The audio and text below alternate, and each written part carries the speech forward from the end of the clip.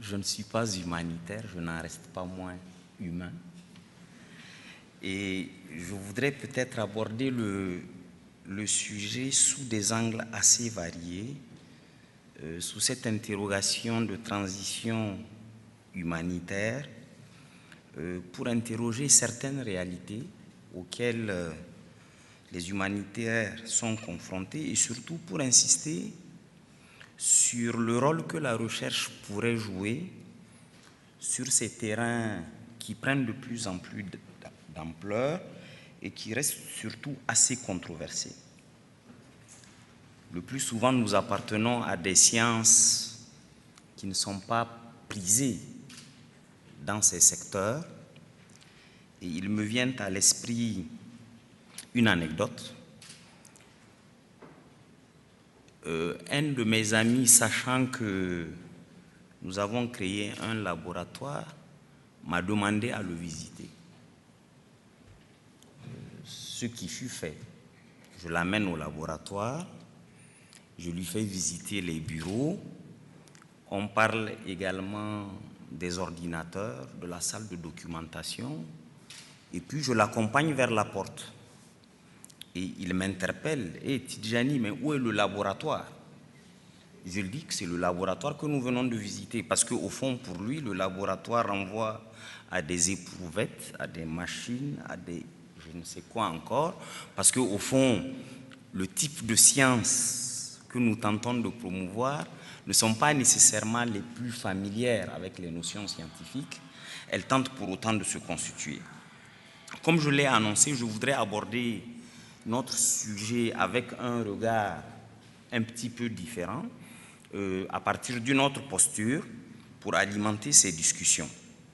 Ici, au fond, je voudrais privilégier la délivrance des services en contexte humanitaire, l'État et l'humanitaire, et la place de la recherche dans l'humanitaire. Abordant la délivrance des biens publics en contexte humanitaire, je dirais qu'a priori, le chercheur que je suis qui observe les situations humanitaires est confronté à un certain nombre de visions qui vous paraissent sans doute tellement évidentes comme la diversité des chocs observables dans les pays du Sud, la forte expansion qui fait du secteur humanitaire un cadre d'action publique privilégié, la multiplicité des acteurs, mais cela a été dit déjà, ça va des diplomates, passant par les administrateurs, les logisticiens, et beaucoup de ces acteurs ne sont pas nourris par des idéaux humanitaires, ne sont que de simples professionnels, donc soumis à tout un ensemble de desiderata. Finalement, nous sommes dans des contextes où l'humanitaire produit des dynamiques nouvelles. Au fond, on voit de nouvelles configurations prendre forme, aussi bien au niveau des acteurs internationaux qu'au niveau des administrations de l'État. Quand on réfléchit sur les conditions de la délivrance des biens, un certain nombre de visions, ou je dirais de mots frappent. Je vais les énumérer. Je vois des mots comme urgence, mais je vois aussi des mots comme détresse, comme accès aux biens, comme infrastructure, comme personnel, mais aussi comme droits humains, comme humanité, solidarité, misère, générosité, tout un ensemble de mots qui, au fond, s'imposent d'eux-mêmes et qui interpellent cette action. En même temps, on observe que nous assistons de façon très progressive, mais certaine, à la technicisation de ce champ, qui est lui aussi soumis à des règles, à des procédures qui le ralentissent, ou en tout cas qui le rendent exclusif. Et je dirais enfin que ne perdons pas de vue que dans cette délivrance, dans l'humanitaire aussi, il y a de la discrimination, il y a de l'exclusion, il y a du clientélisme. Au fond, il y a tout un ensemble de mots que nous avons déjà identifiés dans d'autres secteurs d'action publique où des biens se délivrent. Sur la nature de ces biens, évidemment, ils sont extrêmement divers, ça a été souligné, mais j'insisterai sur le fait que ces biens sont souvent dépendants de ceux qui les fournissent. Chacun a sa marque et nous évoluons aussi dans des contextes marqués par la concurrence, par l'étiquette, par les drapeaux, et j'en passe. À propos de l'État et de l'humanitaire, l'une des figures qui s'impose, c'est que d'un côté, l'action humanitaire, quelque part, peut être perçue comme un indicateur de la faiblesse de l'État, et donc peut ne pas être populaire vis-à-vis de l'État et de ses acteurs. Du coup, on s'interroge sur le rôle de l'État. Et quand on s'interroge sur le rôle de l'État, un certain nombre de questions se posent. Comment l'État nomme l'humanitaire? Il y a des processus de nomination. L'humanitaire renvoie à la question des droits humains, je l'ai dit, aux questions de développement social, aux questions de l'indigence, de la pauvreté. En fait, les États utilisent des catégories qui n'interpellent pas directement et de façon directe l'humanitaire. L'État invente ses propres catégories pour nommer un certain nombre de phénomènes qui, au fond, dans le langage de l'humanitaire, renvoient à des réalités identiques.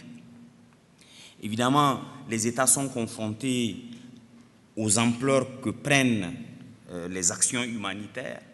Ils se sentent presque concurrencés, souvent absents. L'humanitaire se présente comme un espace d'organisation internationale, un terrain d'action des ONG et aussi et surtout un espace concurrent vis-à-vis de lui. Du coup, se pose la question qui est ouverte. L'État est-il capable de prendre en charge ces questions humanitaires? Font-ils partie de son répertoire d'action? Il est certain que on peut parfaitement admettre que toutes les politiques qui sont orientées vers l'extrême pauvreté peuvent s'apparenter à des actions qui promeuvent l'humanitaire. Et on sait parfaitement que, y compris dans ce domaine, la plupart de ces pays qu'on dit fragiles sont dépendants. Ils sont là encore dépendants de l'aide extérieure qui les fournit. Du coup, on assiste finalement à un espace de porosité, des espaces qui ne sont pas étanches entre l'action de l'État et l'action humanitaire, mais il faut le mesurer, il faut le prendre en charge, il faut le compter, il faut surtout en avoir conscience. Évidemment, toutes ces idées que j'avance peuvent paraître a priori intuitives, mais elles sont aussi le fruit d'observations systématiques. J'en viens à la place de la recherche en sciences sociales. Quand on parle de la recherche en sciences sociales dans l'action humanitaire, l'un des sujets qui se pose, c'est dans quelles conditions l'action publique, qu'elle soit portée par l'État ou par les organisations internationales ou encore par les ONG, est-elle capable de traiter avec la réalité? De quelle façon peut-elle se départir de ces prénotions, de ces schémas? Et comme vous le dites si bien, Madame la modératrice, comment peut-elle travailler avec le terrain? Ça, c'est une question fondamentale qui se pose. Parce qu'au fond, le type de recherche que nous tentons de promouvoir sont des recherches qui travaillent avec le terrain, qui tentent de le comprendre. Et ce sont des sciences qui, le plus souvent, sont des sciences en friche dans nos pays. Ce sont des sciences qui sont en friche dans nos pays. Ce sont des sciences qui ont encore tellement d'objets à découvrir et sur lesquels les recherches restent le plus souvent ouvertes. L'un des enjeux les plus importants, c'est déjà d'identifier, de décrire, de comprendre et d'expliquer. Ça paraît tellement simple, mais face à l'action, c'est un exercice tellement difficile. Se pose la question de la connaissance dans l'action publique humanitaire. Au fond, a-t-on besoin de connaître pour agir? En tout cas, ma conviction est que l'action efficace ne peut se passer d'une connaissance approfondie de terrain. De même, il s'agit ici de réfléchir, et c'est une question ouverte, de quelle façon la fonction recherche peut être prise en charge de façon durable par l'action humanitaire. Elle interpelle la recherche-action. Loin de l'action humanitaire, toutes ces questions liées à la recherche-action posent problème. et nous avons beaucoup de difficultés à les implémenter. Comment agir sur des terrains connus avec une meilleure efficacité? Et ce sont des sujets qui se posent. Comment les acteurs de terrain de l'humanitaire sont-ils capables de s'approprier la connaissance sur leur terrain d'intervention? Au fond, l'une des pistes est qu'il faut construire des espaces de dialogue entre les humanitaires et les chercheurs. Et là, les problèmes qui se posent, nous les connaissons. C'est la question de la réception des résultats de la recherche. La question des réceptions des résultats de la recherche, ça pose toujours problème parce que nos sciences ne décrivent pas toujours les bons côtés des choses. Parfois, elles pointent le doigt sur les dysfonctionnements, sur ceux qui ne marchent pas. Et du coup, la communication se pose. Nous avons été souvent confrontés à des résultats que les commanditaires ne veulent pas connaître ni savoir parce que c'est de nature à entraver au fond leur action sur le terrain. Il y a la question de la temporalité. La recherche scientifique exige du temps et du temps long que parfois, en cas d'urgence, on n'a pas le temps d'implémenter. Se pose la question des conditions de production de la connaissance scientifique sur les terrains humanitaires. Enfin, la question de la diffusion de la connaissance. Quelle connaissance diffuser? Par quels canaux? Ce sont des questions qui sont ouvertes. Faut-il écrire des livres? Faut-il promouvoir des revues? Faut-il organiser régulièrement des conférences et des séminaires? Ce sont des questions ouvertes. En fin de compte, on voit bien que l'une des questions qui se pose aussi en filigrane est celle du financement de la recherche de façon générale.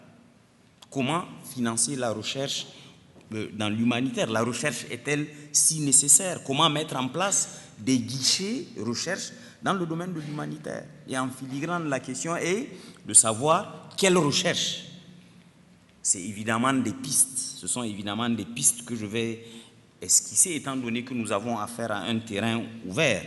La configuration de l'humanitaire est une configuration multiple, elle est complexe, elle varie d'un terrain à l'autre, elle mérite d'être connue.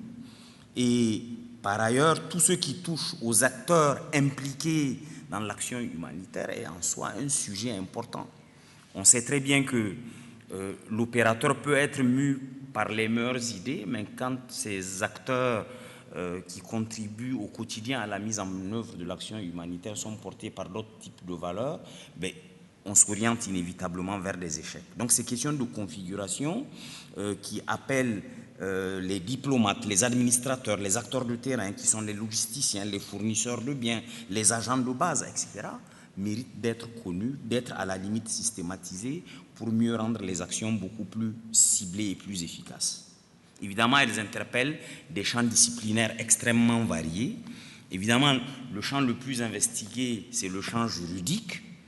Il est clair que dans le champ humanitaire, les juristes sont extrêmement présents, mais la question de la présence des économistes se pose en ce qui concerne les coûts, les ressources mobilisées, les dynamiques économiques induites en termes de consommation.